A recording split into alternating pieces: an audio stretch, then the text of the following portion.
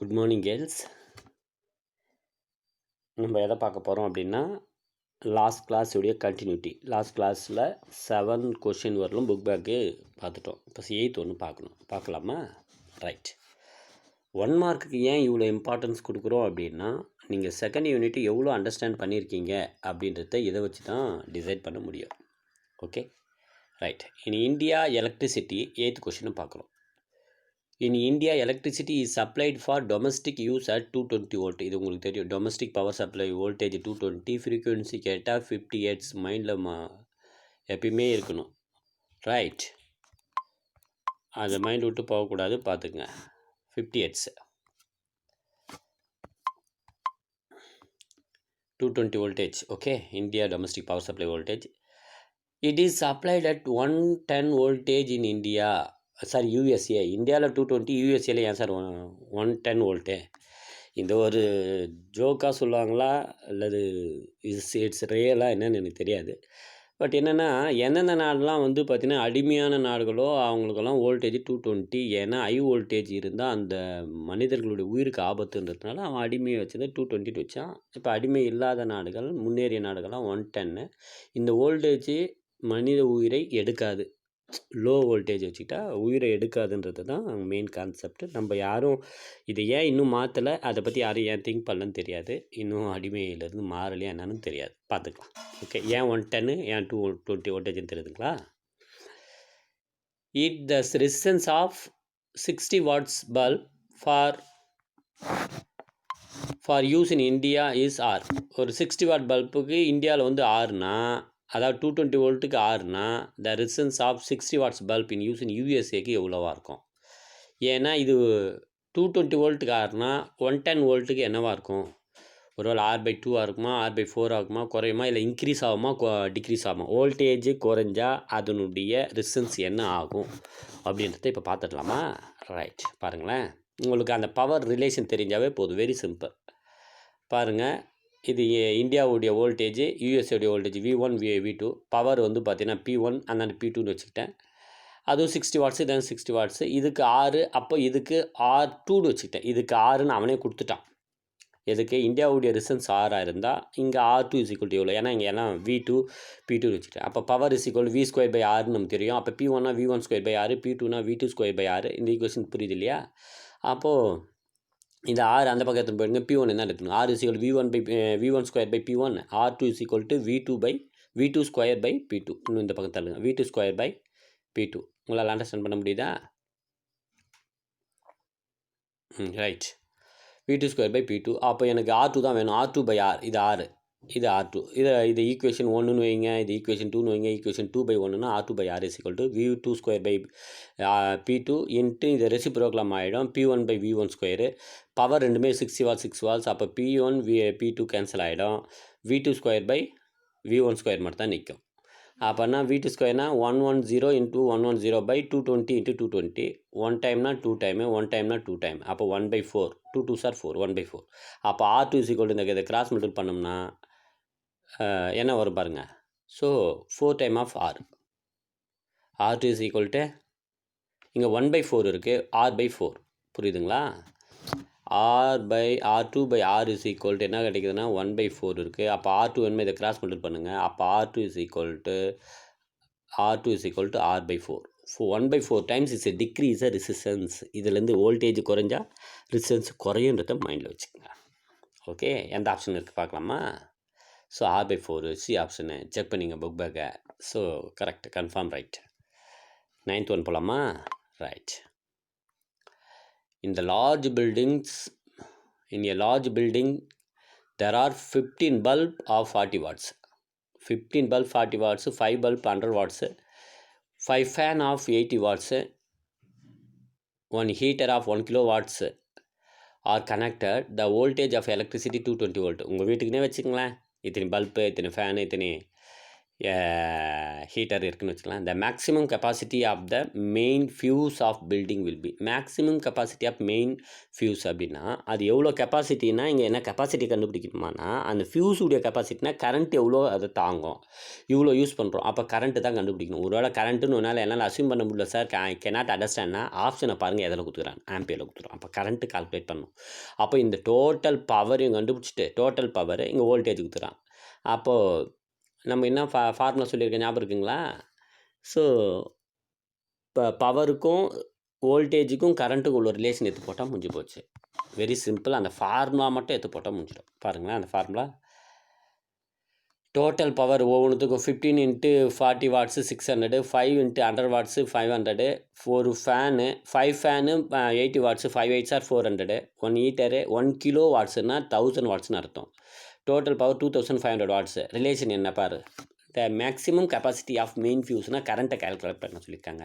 P = VI நம்ம தான் பார்த்துக்கொள்ள மெயின் ஈக்குவேஷனை. அப்போ கரண்ட் I = P/V. P எவ்வளோ 2500/220 கேன்சல் பண்ணால் 11.36. கால்குலேட்டரை போட்டு பாருங்கள். அதுக்கப்புறம் நீங்கள் லாகதமில் போட்டு நீங்கள் ட்ரைன் பண்ணுறது தான் பெஸ்ட். ரைட். அப்போது 11.36 ஆம்பியர். இதுக்கு ஆப்ஷனில் போய் பார்த்தோம்னா நேராக எது இருக்குது அப்படின்னா 12 ஆம்பியர் தான் இருக்குது. போய் பார்த்துடலாமா? ஆப்ஷன் போய் பாருங்களேன். ஆமாம் பாருங்களேன், 14 ஆம்பியர் கண்டிப்பாக இல்லை. எனக்கு 11.36 ஆம்பியர் தான் கிடச்சிது. அப்போ 14 வரது கேன்சல் இல்லை, 8 வரது கேன்சல் இல்லை, 10 அப்போ 12 நியர். அப்போ this is correct. That is a maximum capacity of main fuse wire. எவ்வளோ தூரம் தாங்கும்? 12 ஆம்பியர் வரலும் தாங்க. அதுக்கப்புறம் ஃபியூஸ் எகிரிடும். புரியுதா? பார்த்துக்குங்க. அதை தான் இங்கே சொல்லியிருக்காங்க. ரைட். நெக்ஸ்ட் கொஸ்டின் போகலாமா? 10th ஒன் பாருங்களேன். 10th one. Okay right. There is a current of 1.0 ampere in the circuit show below. இதில் வந்து பார்த்தீங்கன்னா கரண்ட் எவ்வளோ கொடுத்துட்டாங்க? 1 ஆம்பியர் கொடுத்துட்டாங்களாம். What is the resistance of P? இங்கே P கொடுத்துறாங்க. அப்போ முதல்ல எஃபெக்டிவ் ரெசிஸ்டன்ஸ் கண்டுபிடிச்சிடுங்க. இதெல்லாம் சீரீஸில் இருக்குது. அப்போது RS is equal to 3 + 2.5 5.5 + P. ஓகேங்களா? அண்ட் தென் இங்கே கரண்ட் இருக்குது. டோட்டல் கரண்ட்டை கொடுத்துட்டான். அப்போது RS is equal to V/I. அப்போ V = IR என்ற மாதிரி R is equal to V/I. V எவ்வளோ? இங்கே 9 வோல்ட் கொடுத்துறாங்க. 9/9 1னா 9 தான். அப்போ RS எவ்வளோ? 9. 9 is equal to 5.5 + 5. P is equal to 9 - 5.5னா 9ல் 5.5 போச்சுன்னா ஸோ 3.5 ஓம்னு தான் ஆன்சரு. ஆப்ஷனை செக் பண்ணிக்கங்க. இங்கே ஒர்க் அவுட் பண்ணியிருக்கேன், பார்த்துக்கலாம். ரைட். அவங்க பாருங்களேன், 5.5 + P is equal to RS. RS is equal to series RPன்னு போட்டுருக்கேன், சாரி RS. இது RSப்பா, RS. Okay.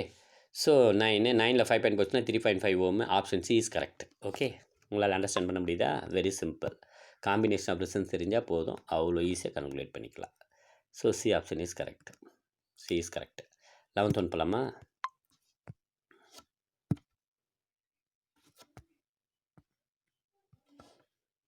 What is the current draw out from the battery? I கேட்டுக்கிறாங்கம்மா. 15 ஓமா 15 ஓமா 15 ஓம் 315 ஓமு RP பேரலல் கனெக்ட் பண்ணியிருக்காங்க. வோல்டேஜ் கொடுத்துட்டாங்க, V கொடுத்துட்டாங்க. அப்படின்னா RP கண்டுபிடிக்கலாமா?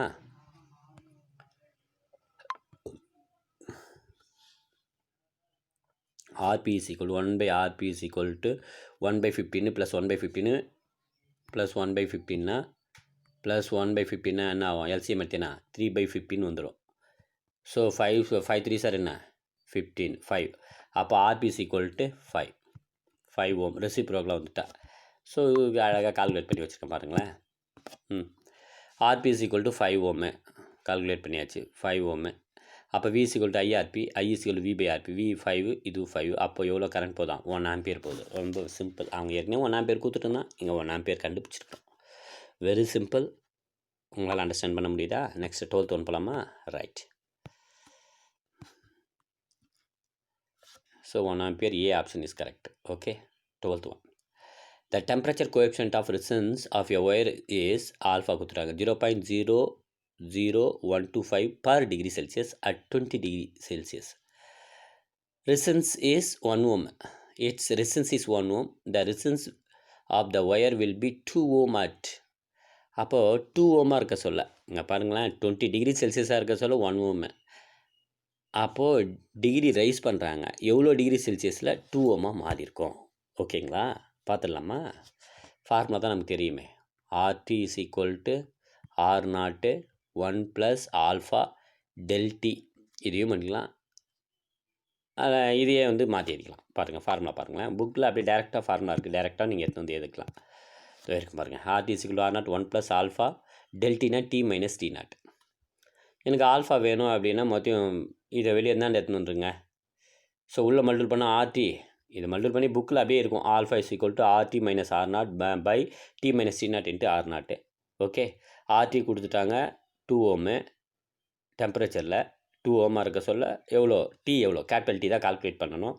And then R0 is equal to 1 ஓமாக இருக்க சொல்ல ஆல்ஃபா கொடுத்துட்டாங்க, T0 கொடுத்துட்டாங்க. ஓகே, ஸோ சப்ஸ்டிட் பண்ணுங்களேன். மறைக்குது, அதனால தான் அதை கேன்சல் பண்ணல. ரைட், இது எங்கேயும் தள்ளி வைக்க முடியல. RT - R0னா 2 - 1 டிவைடட் பை ஆல்ஃபானா 0.00125 இன்ட்டு R0 1 ஓம். இதுதான் T - T0. ஸோ இதை நான் இங்கே கை வைக்க முடியல, இதை வேறு வருது, அப்படியே கவனிங்க. இந்த ஈக்குவேஷன் தான் அப்படியே சொல்லுவேன், நீங்கள் கவனிச்சினே வரணும். ஓகே, ஏன்னா இங்கே பென்சில் எடுத்துட்டாக்கா இங்கே மறைச்சிக்குது. அப்போ 1 இங்கே 2 - 1னா 1/0.0125 இன்ட்டு நான் ஈஸியாக வந்து பார்த்தீங்கன்னா மாற்றத்துக்கு 10⁵ மல்டிபிள் பண்ணி டிவைட் பண்ணிக்கிறேன். அப்போ 10⁵/125 10⁵ 125 அதில் டிவைட் பண்ணால் என்ன கிடைக்கிது அப்படின்னு பார்த்தீங்கன்னா, ஸோ 800 கிடைக்குதுரா கண்ணா. 8ஆல் மல்டிபிள் பண்ணால் கிடச்சிது. ஸோ அப்போ 800, அங்கே T - T0 is equal to 800. அப்போ T is equal to 800 + T0. T0 எவ்வளோ 20. அப்போ T is equal to 800 + 20னா 820 degree Celsius. அதுதான் R இஸ் ஈக்குவல் டு 2 ஓமாக இருக்க சொல்ல அதனுடைய டெம்பரேச்சர் எவ்வளோனா 820 டிகிரி செல்சியஸ். பாருங்க 820 degree Celsius, that is a capital T, high temperature. 20ஆக இருக்க சொல்ல 1 ஓமு, 820 இருக்க சொல்ல தான் 2 ஓம். உங்களால் அண்டர்ஸ்டாண்ட் பண்ண முடியுதா? நிதானமாக பாருங்கள், ஃபார்முலா புக்கில் இருக்குது, இதையும் மாற்றிக்கலாம், இந்த ஃபார்முலாவையும் மாற்றிக்கலாம், இந்த ஃபார்முலா டேரெக்டாக புக்கில் இருக்குது, எப்படி வந்துச்சு டெரிவேட்டிவ்லையும் இருக்குது. உங்களால் அண்டர்ஸ்டாண்ட் பண்ண முடியுதா? நெக்ஸ்ட் கொஸ்டின் போகலாமா? Right, 13th. Right, the internal resistance of a cell of a 2.1 volt. Internal ரெசிஸ்டன்ஸுடைய வோல்டேஜ் கொடுத்துட்டாங்க. Cell which gives the current எவ்வளோ கொடுத்துறாங்க? 0.2 ஆம்பியர் கொடுத்துறாங்க. இன்டர்னல் ரெசிஸ்டன்ஸுடைய கரண்ட் ரெசிஸ்டன்ஸ் ஆஃப் 100 ஓம். அப்போ இன்டர்னல் ரெசிஸ்டன்ஸ் தான் கேட்குறாங்க, ஸ்மால் ஆர் கேட்குறாங்க. Internal resistance of a 2.1 volt. 2.1 வோல்ட்டில் அதனுடைய கரண்ட்டு 0.2 ஆம்பியரு, ரெசிஸ்டன்ஸு 10 ஓம். அப்போ ஆருக்கு நான் ஃபார்முலா ஞாபகம் இருக்கா? R is equal to ψ - V divided by V into R. இதாண்டா கண்ணா ஃபார்முலா. அப்படியே எடுத்து சப்ஸ்டிட் பண்ணால் போதும், ஃபார்முலா தெரிஞ்சால் முடிஞ்சிச்சு. பாருங்களேன், ψ எவ்வளோ 2 கொடுத்துட்டாங்க, 2.1 வோல்டேஜ். V எவ்வளோ 2 வோல்ட் கொடுத்துட்டாங்க. இது ψ எது V எதுன்னு நீங்கள் கண்டுபிடிக்கிறது தான் வெரி இம்பார்ட்டன்ட் ஒன்று, புரியுதா? ஸோ இன்டர்னல் ரெசிஸ்டன்ஸுடைய வோல்டேஜ்னு கொடுத்துக்கிட்டு 2.1 ψ, வோல்டேஜ்னு கொடுத்துக்கிட்டு V. ஓகேவா? 2.1 - 2 டிவைடட் பை 2 இன்ட்டு 100. 2.1ல் 2 போச்சுன்னா 0.1/2 இன்ட்டு 10. 100ல் 10 மைண்டில் வச்சுக்கோங்க. அப்போ 10/2ன்னு வந்துடும். சாரி, 10 இந்த 0.10 போச்சுன்னா 1/2 வரும். 0.5 ஓம். எந்த ஆப்ஷனில் வருது பாருங்கள்? பி ஆப்ஷனில் வருது தான். Very simple. அப்படியே சப்ஸ்டிட் பண்ணுறது. உங்களுக்கு எதை மட்டும் மைண்டில் வைக்க முடியணும், எது இங்கே பாருங்கள்,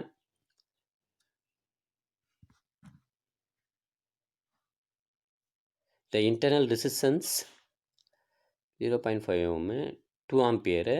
அண்ட் தென் இங்கே சார் இங்கே இன்டர்னல் ரெசிஸ்டன்ஸுக்கு வந்து வோல்டேஜ் 2.1 வோல்ட் கொடுத்துட்டாங்க, இது ψ, ரைட்டு. அப்போ V எங்கேருந்து சார் கண்டுபிடிக்குது? V இஸ் ஈக்குவல் டு என்னது? IR. I எவ்வளோ? 0.2 இன்ட்டு R எவ்வளோ? 10. 0.2 இன்ட்டு 10னா 2. புரியுதா? பார்த்துங்க, அதான் V கால்குலேட் பண்ணுறது. இதை Vன்னு வச்சுட்டு இதை சைன்னு வச்சா தப்பாக போகும், நெகட்டிவில் வரும். உங்களால் அண்டர்ஸ்டாண்ட் பண்ண முடியுதா? ஸோ இன்டர்னல் ரெசிஸ்டன்ஸ்னு வரது தான் ψ. ஸோ மற்றது வோல்டேஜ் நீங்கள் வந்து பார்த்தீங்கன்னா மேக்ரோஸ்கோபிக் வோல்டேஜ் வெளியே தான் கால்குலேட் பண்ணணும். ஆனால் அந்த சைடில் இருக்குது, அண்டர்ஸ்டாண்ட் பண்ணிக்கோங்க. Right, 14th one. A piece of copper and another of germanium are cooled from room temperature to 8 Kelvin. The resistance of, அப்போ நார்மல் டெம்பரேச்சர் எவ்வளோ? ஒரு காப்பர்னா கண்டக்டர், ஜெர்மேனியம்னா செமிகண்டக்டர். அந்த டிஃப்ரெண்ட் போட்டு நடத்தியிருந்தேன், உங்களால் ஈஸியாக அண்டர்ஸ்டாண்ட் பண்ண முடியும்னு நினைக்கிறேன். டெம்பரேச்சர் குறைஞ்சா கண்டக்டருடைய temperature is directly proportional to resistivity or resistance. Resistivity ஏன்னா டைரக்ட்லி ப்ரிப்போஸ் டு ரெசிஸ்டன்ஸ். அப்போனா இது டெம்பரேச்சர் குறையுதுன்னா ஸோ ரெசிஸ்டன்ஸும் குறையும். அப்போ இன்சுலேட்டருக்கு ரெசிப்ரோக்கலாக இருக்கும், இன்வெர்ஸ்லி ப்ரிப்போஸ்டாக இருக்கும். ஒரு முறை ஞாபகப்படுத்தணும் பாருங்களேன்.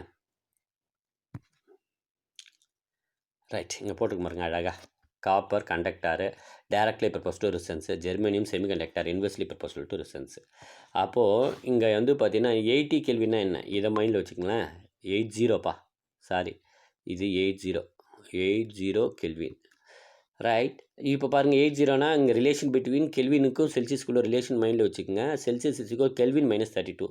அப்போ கெல்வினில் கொடுத்துக்கிறாங்க அப்படின்னா டிகிரி செல்சியஸில் எவ்வளோ 80. இது வந்து பார்த்திங்கன்னா நம்ம ரூம் டெம்பரேச்சர் 37 இல்லையா, அதை தான் நம்ம ரூம் டெம்பரேச்சரில் எவ்வளோ கெல்வின்னு சொல்லிக்கிறேன். ரூம் டெம்பரேச்சரில் 310 கெல்வின்லேருந்து 80 கெல்வினை டிக்ரீஸ் பண்ணுறாங்க. அப்போ டிக்ரீஸ் பண்ணுறாங்கன்றது தான் அந்த 0 மார்க் போட்டு சொல்கிறேன். அப்போது டெம்பரேச்சர் குறைஞ்சா ரெசிஸ்டன்ஸ் குறையும், கண்டக்டாரில் செமிகண்டக்டாரில் ரெசிஸ்டன்ஸ் இன்க்ரீஸ் ஆகும்.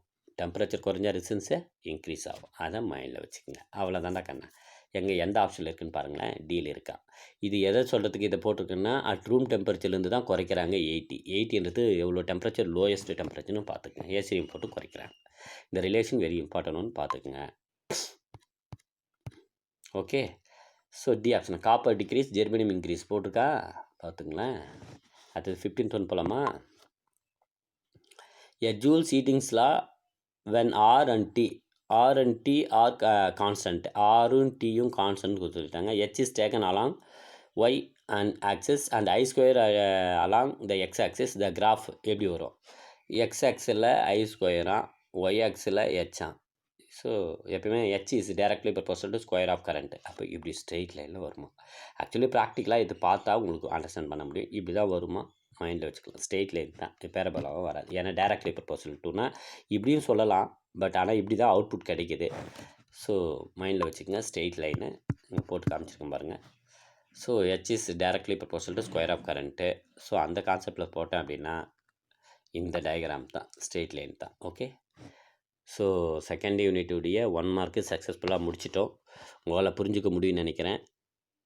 வெரி சிம்பிள் யூனிட், பட் ஈஸியாக மார்க் ஸ்கோர் பண்ணக்கூடிய யூனிட்டு. முழுசாக படிங்க, ரிவைஸ் பண்ணுங்கள். சந்தேகம் இருந்தால் செவ்வாய்க்கிழமை ஃபோன் பண்ணுங்கள். ஆன்லைன் கிளாஸில் டிஸ்கஸ் பண்ணிக்கலாம். Okay, thank you.